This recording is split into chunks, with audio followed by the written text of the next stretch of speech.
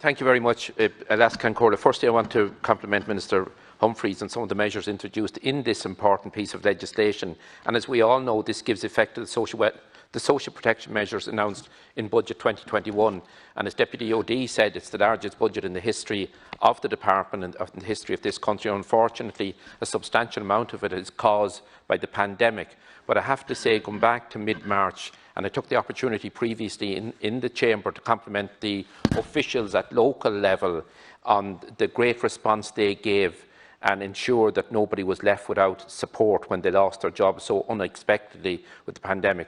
Great credit is due to the officials at local level, and I know I had interaction with them not just Monday to Friday but over the weekends as well, and they tried to ensure that every claim was processed and dealt with in as quick a manner as possible, and I think we should all be conscious of that because they were under undue pressure as well.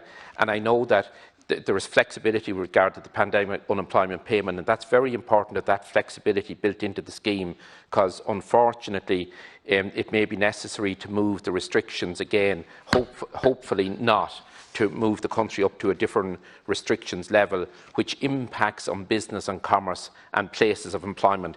Very importantly, this bill defers the proposed increase in the pension age next January. That's very, very important. And I'm a firm believer that the pension age should not be increased. And we should bear in mind when setting pension age, oftentimes the huge demands on people in employment, be it in trades, on farms, and doing physical work. At times, that is very demanding on an individual, and it's not acceptable that a person in the late 60s would have to still go to work. And I believe that there's no justification in increasing the pension age in the future.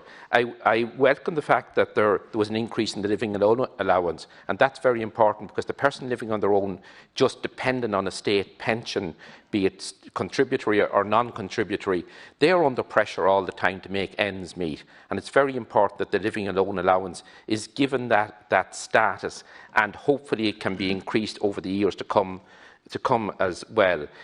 One other important thing is that this particular legislation also provides the regulations are being brought forward so that 65-year-olds who are required to or choose to retire early can receive an early retirement allowance or pension at the same rate as job seekers benefit without a requirement to sign on or partake in any activation measures or be available for and genuinely seeking work.